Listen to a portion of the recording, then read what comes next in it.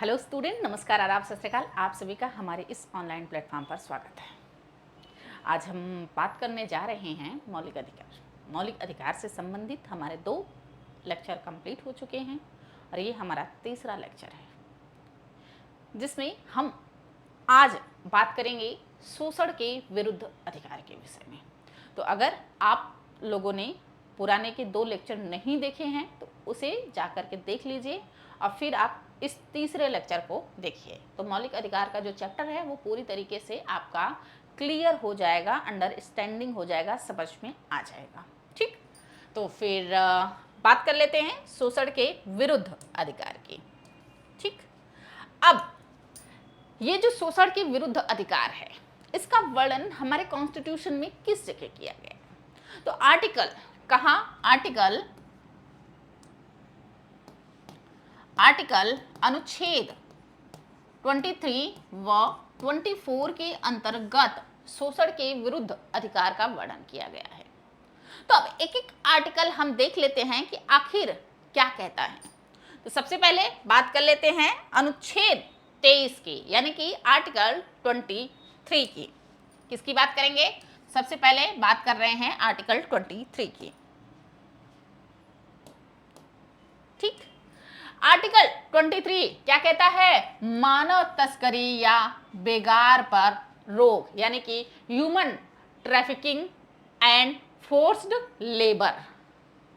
क्या कि मानव की तस्करी, पहले क्या होता था कि मानव का देह व्यापार होता था, उनको गुलाम बना लिया जाता था, उनको खरीदा और बेचा जाता था।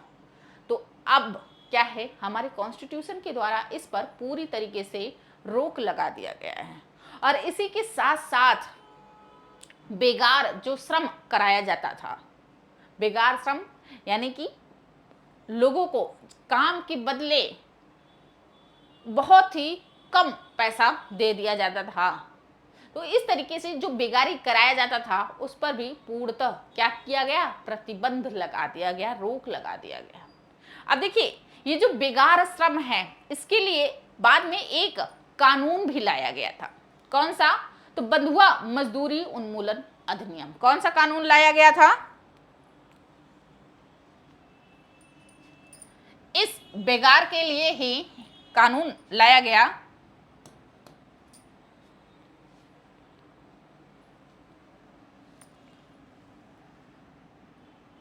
बंधुआ मजदूरी प्रणाली उन्मूलन अधिनियम, या कहें एक्ट। ठीक, अधिनियम।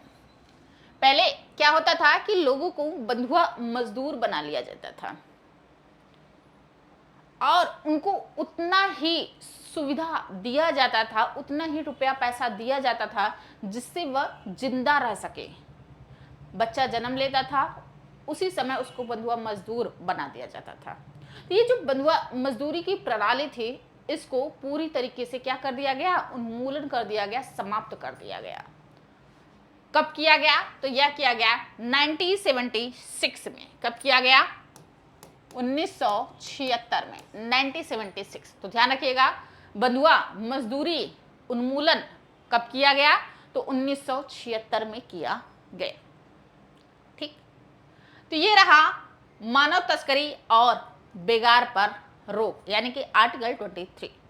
अब बात कर लेते हैं आर्टिकल 24 के विषय में। किसकी बात करेंगे? आर्टिकल 24 कि आर्टिकल 24 जो है वह क्या कहता है?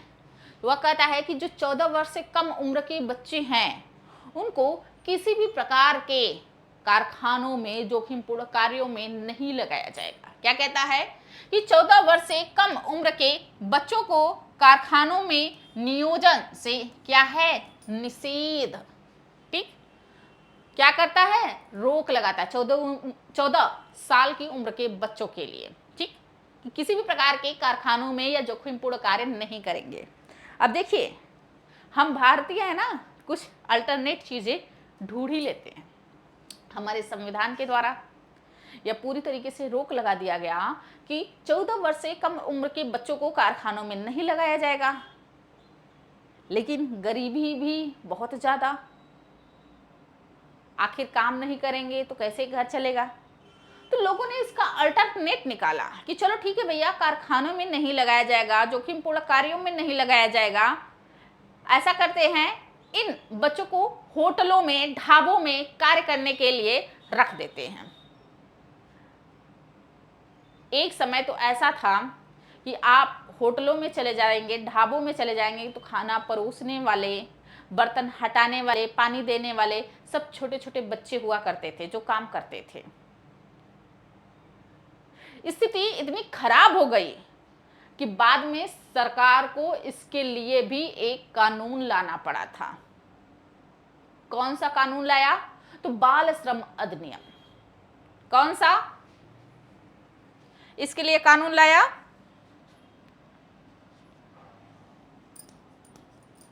बाल श्रम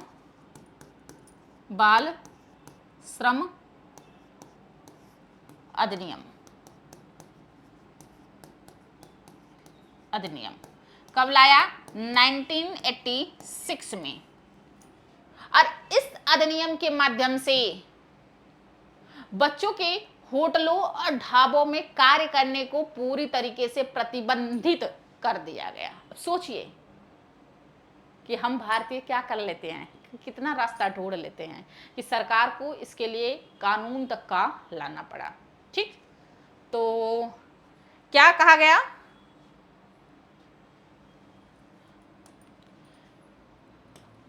इसके माध्यम से बच्चों के होटलों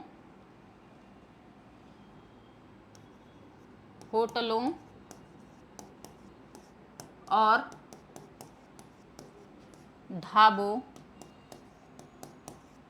में कार्य करने पर रोक, ठीक है, रोक लगा दिया गया। तो ये रहा आर्टिकल 23 और आर्टिकल 24। आर्टिकल 23 जो कि मानव की दुर्व्यापार, किसी भी प्रकार के व्यापार, देह व्यापार या मानव की खरीदने और बेचने पर रोक लगाता है, साथ ही साथ बेगार श्रम पर भी रोक लगाता है।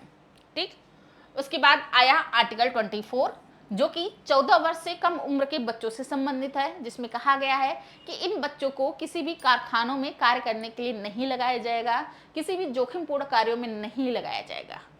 अब क्या हुआ कि बच्चों को कारखानों में काम नहीं लगाया गया या नहीं दिया गया, तो ऐसे में क्या किया गया कि भैया ऐसा करो, होटलों में कार्य करने के लिए दे दो, वहां पे तो कोई जोखिम है नहीं, बच्चे क्या करेंगे, पानी देंगे, खाना देंगे, बर्तन साफ करेंगे। फिर लास्ट में सरकार तक यह बात पहुंच गई, इतना यह विकराल रूप रखा, भाई बच्चों के सुकुमार अवस्था जो था उसका प्रयोग यहाँ पे होने लगा। बच्चों को स्कूल जाना था, मानसिक और शारीरिक रूप से उनको मजबूत होना था, लेकिन बच्चे होटलों में काम कर रहे थे। उनको पढ़ाई करना था लेकिन बच्चे होटलों में लगे थे। तो इसके लिए सरकार ने एक कानून बनाया, जिसमें जो कानून बनाया वो कब बनाया, तो बाल श्रम अधिनियम 1986, जिसके अंतर्गत बच्चों के होटलों और ढाबों में कार्य करने पर रोक लगा दिया गया। ध्यान रखिएगा, बाल श्रम अधिनियम 1986 में आया है, ये भी एग्जाम में प्रश्न बना है। ठीक, अब यहां से शोषण के विरुद्ध जो हमारा अधिकार था, ये हमारा अधिकार समाप्त होता है। अब हमारा अगला अधिकार आता है, कौन सा? धार्मिक स्वतंत्रता का अधिकार। किसकी बात आती है? धार्मिक स्वतंत्रता की अधिकार। और मैंने अपने पूर्व के क्लास में बताया था कि हमारे देश में धर्म की स्वतंत्रता की बात कही गई है और ये हमारा मौलिक अधिकार है। और इतना ही नहीं, हमारी जो प्रस्तावना है, जो संविधान का उद्देश्य बताता है, उसमें भी एक पंथ निरपेक्ष शब्द जोड़ा गया, जहां पे स्पष्ट तौर पे कहा गया कि हमारे देश का अपना कोई धर्म नहीं होगा। ठीक, तो देखिए धार्मिक स्वतंत्रता आखिर किस तरीके से दी गई, इससे संबंधित जो आर्टिकल है वो क्या कहते हैं, उसको हम लोग देखते हैं। ठीक, तो सबसे पहले बात कर ले तो आता है आर्टिकल 25। कौन सा आर्टिकल आता है? आर्टिकल 25, जो क्या कहता है? धर्म को मानने एवं प्रचार करने की आजादी है। यानी कि आप जिस भी धर्म को मानना चाहते हैं, जिस भी धर्म के अनुसार आचरण करना चाहते हैं, जिस भी धर्म के अनुसार या जिस भी धर्म का प्रचार प्रसार करना चाहते हैं, आप स्वतंत्र है, आप उस धर्म का प्रचार प्रसार कर सकते हैं। हमारे संविधान के द्वारा उस पर कोई प्रतिबंध नहीं लगाया गया है। ठीक, ये रहा आर्टिकल 25। अब आइए आर्टिकल 26 भी हम देख लेते हैं। यहां पे नहीं लिखा है, लेकिन हम लोग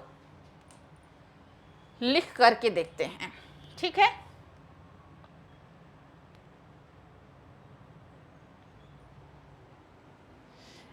तो आर्टिकल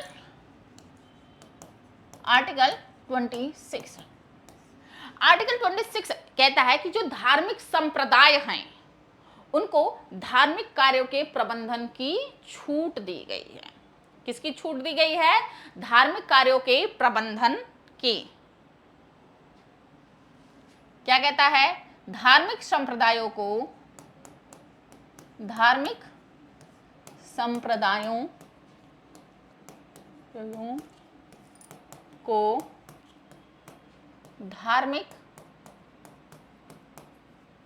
कार्यों के प्रबंधन की छूट।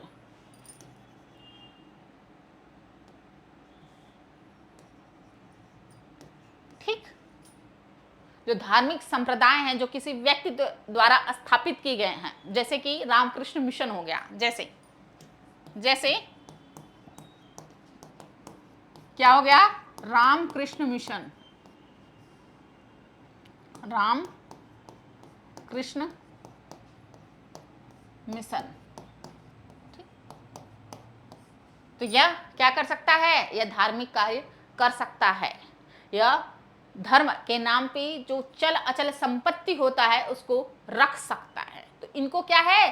धार्मिक कार्यों को करने की, धार्मिक व्यवस्थाओं को चलाने की छूट दी गई है। ठीक,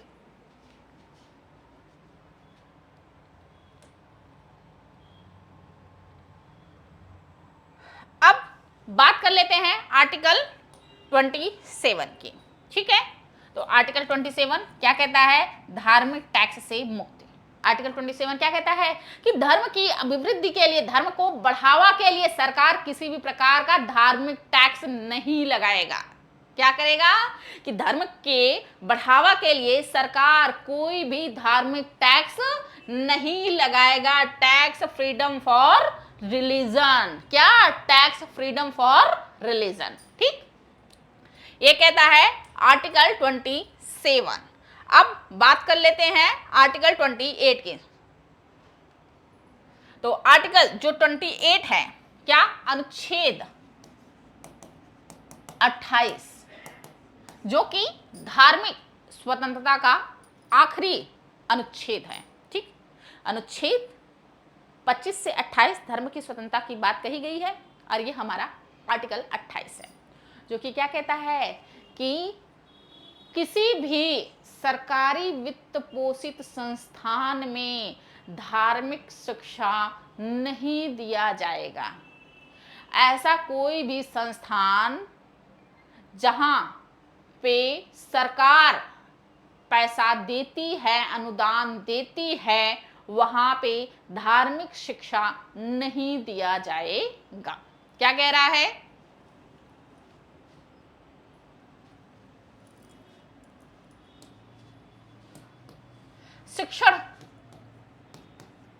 शिक्षण संस्थाओं में धार्मिक शिक्षा पर रोक। ठीक, तो शिक्षण संस्थाओं में धार्मिक शिक्षा पर रोक। कौन से शिक्षण संस्थाओं? जो कि राज्य के द्वारा वित्त पोषित है। ठीक, यानी कि जो राज्य के द्वारा, सरकार के द्वारा पैसा प्राप्त करते हैं, ऐसे शिक्षण संस्थाओं में धर्म की शिक्षा नहीं दी जाएगी। धार्मिक शिक्षा पर पूरी तरीके से क्या किया गया है? प्रतिबंध लगाया गया है। तो यह है धार्मिक स्वतंत्रता का अधिकार।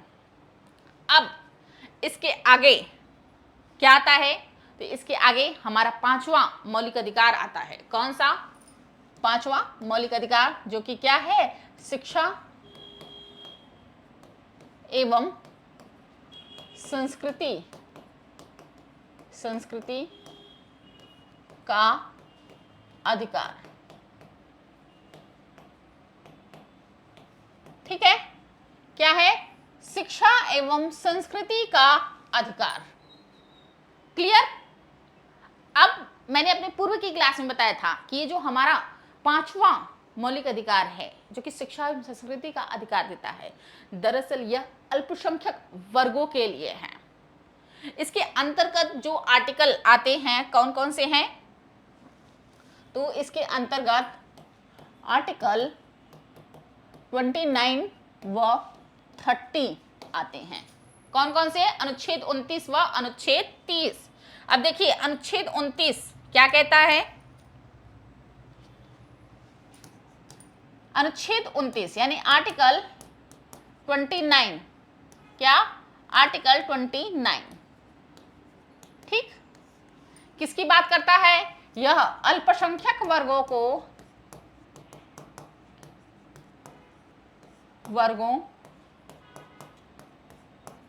के हितों को संरक्षण। ठीक, ये जो अल्पसंख्यक वर्ग हैं,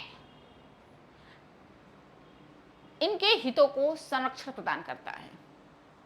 अब देखिए, संविधान में कहीं भी अल्पसंख्यक वर्ग परिभाषित नहीं किया गया है कि आखिर कौन कौन से धर्म के लोग अल्पसंख्यक वर्ग की श्रेणी के अंतर्गत रखे जाएंगे।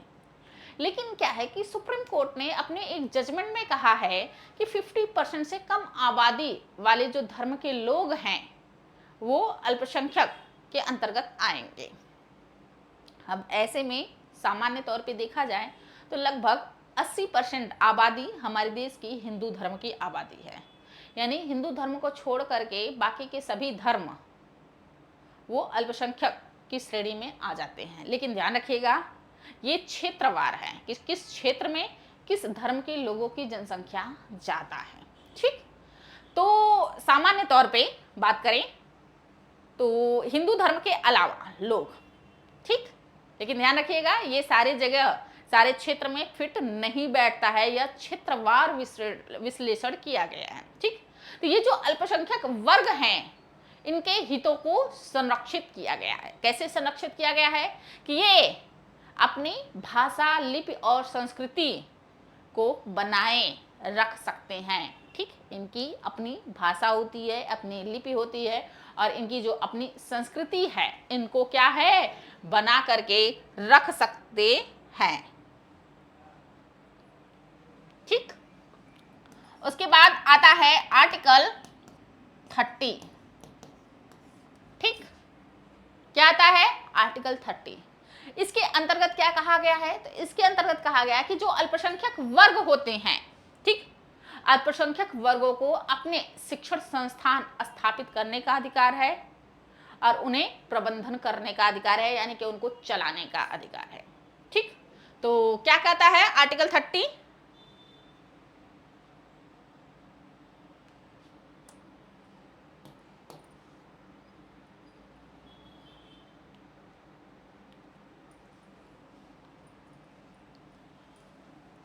अल्पसंख्यक वर्गों को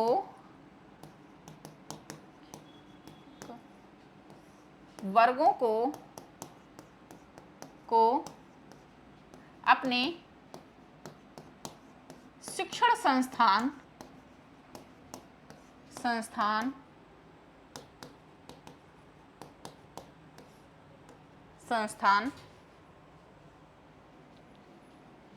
की स्थापना व संचालन संचालन करने का अधिकार है,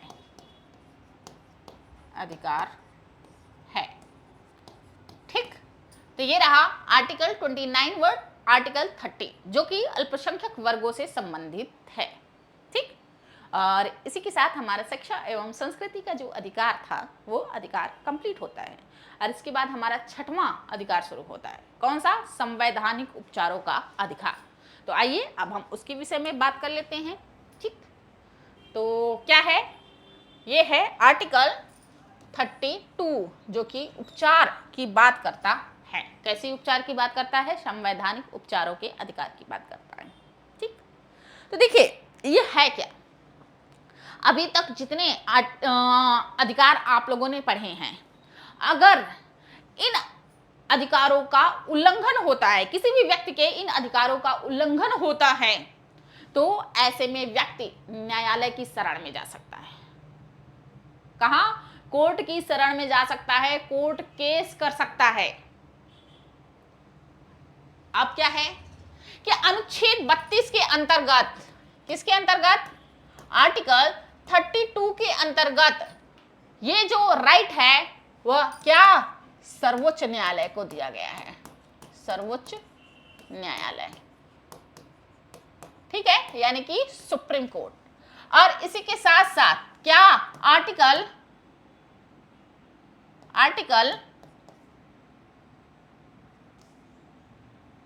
226, ठीक, इसके अंतर्गत क्या?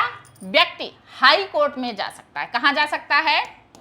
हाई कोर्ट में, ठीक है। अगर उसके मूल अधिकारों का उल्लंघन होता है तब व्यक्ति क्या करता है? अनुच्छेद 32 के माध्यम से सुप्रीम कोर्ट जा सकता है और अनुच्छेद 226 के माध्यम से वह हाई कोर्ट जा सकता है। ये है अनुच्छेद 32। अब देखिए इसकी इसी विशेषता के कारण डॉक्टर भीमराव अंबेडकर ने, किसने? डॉक्टर भीमराव अंबेडकर ने इसे क्या कहा है? संविधान की हृदय एवं आत्मा कहा है। क्या कहा है? इसे संविधान की हृदय एवं आत्मा कहा है, हार्ट एवं सोल कहा है, ठीक। तो ध्यान रखिएगा, भीमराव अंबेडकर ने अनुच्छेद 32 को संविधान के हृदय एवं आत्मा कहा है, ठीक। अब देखिए अनुच्छेद 32 के माध्यम से कोर्ट को 5 प्रकार के रिट जारी करने का पावर दिया गया है। कौन कौन से रिट हैं? एक होता है बंदी प्रत्यक्षीकरण। क्या है? बंदी प्रत्यक्षीकरण, यानी कि हैबियस कॉर्पस। इसको अंग्रेजी में क्या कहते हैं? तो इसको अंग्रेजी में हैबियस कॉर्पस कहते हैं। ध्यान रखिएगा, ये जो रिट है, इन रिट का आपको हिंदी और अंग्रेजी दोनों नाम याद रखना होगा, क्योंकि कभी कभी क्या होता है कि कुछ नहीं तो हिंदी और अंग्रेजी नामों को मिलान करने के लिए आ जाता है, ठीक। तो ये आप ध्यान रखिएगा। तो बंदी प्रत्यक्षीकरण यानी कि हैबियस कॉर्पस, ये हमारा क्या है? पहला रिट हो गया। दूसरा क्या है? परमादेश यानी कि मिंडामस। तीसरा क्या है? प्रतिषेध यानी कि प्रोहिबिशन। चौथा क्या है? उत्प्रेषण यानी कि सर्सियोरी। और पांचवा क्या है? अधिकार परीक्षा यानी कि को वारंटो। तो ये 5 प्रकार के रिट जारी करने का अधिकार न्यायालय के पास है अगर किसी भी व्यक्ति के मौलिक अधिकारों का उल्लंघन होता है तो, ठीक। अब देखिए कुछ और चीज आप लोग देख लीजिए। हमारे देश में आपातकालीन प्रावधानों का भी उल्लेख किया गया है, ठीक। विशेष परिस्थितियों में आपातकाल लागू होते हैं। अब जब आपातकाल लागू होता है तो क्या ये जो मूल अधिकार हैं वो बने रहते हैं या समाप्त हो जाते हैं? प्रश्न उठता है। तो ध्यान रखिएगा, जब आपातकाल लागू होता है उस दौरान भी अनुच्छेद 20 और अनुच्छेद 21 क्या कभी निलंबित नहीं होता है, ठीक। आपातकाल के दौरान भी अनुच्छेद 20 और 21 मौलिक अधिकार जो है वह बना रहता है। रिट की शक्ति ये मैं आप लोगों को बता ही चुकी हूं कि सुप्रीम कोर्ट को आर्टिकल 32 के अंतर्गत और हाई कोर्ट को आर्टिकल 226 के अंतर्गत रिट की शक्ति प्राप्त है। और कितने प्रकार के रिट की शक्ति प्राप्त है? तो 5 प्रकार के रिट की शक्ति प्राप्त है। कुछ आर्टिकल ऐसे हैं जो केवल और केवल भारतीयों को दिए गए हैं, यानी कि कुछ मौलिक अधिकार ऐसे हैं जो केवल भारतीयों को दिए गए हैं। कौन कौन से? तो एक हो गया आपका आर्टिकल 15, आर्टिकल 16, आर्टिकल 19, आर्टिकल 29 और आर्टिकल 30। कौन कौन सा? आर्टिकल 15, 16, 19, 29 और 30। और इसमें क्या क्या लिखा गया है हम पहले ही क्लास में बता चुके हैं। तो अगर आपके माइंड में नहीं आ रहा है कि आर्टिकल 15 में क्या लिखा है, आर्टिकल 16 में क्या लिखा है, तो एक बार आप जा करके फिर से वीडियो को देखिए और फिर से समझिए, क्योंकि मैं जिस तरीके से बता रही हूँ आपका पूरा के पूरा कॉन्सेप्ट जो है वह क्लियर हो जाएगा। आपको बहुत ज़्यादा रटने की ज़रूरत नहीं पड़ेगी। ठीक, तो फिर चलिए, इसी के साथ हमारा जो मौलिक अधिकार का चैप्टर था वो चैप्टर समाप्त हो रहा है। और अब हम अपने अगले चैप्टर यानी कि टीपीएसपी में मिलेंगे, directive principle of state policy, राज्य के नीति निर्देशक तत्व। ठीक, लेकिन आज नहीं, नेक्स्ट क्लास में। तो आज के लिए समाप्त करते हैं, मिलते हैं नेक्स्ट डे, तब तक के लिए tata bye bye, see you.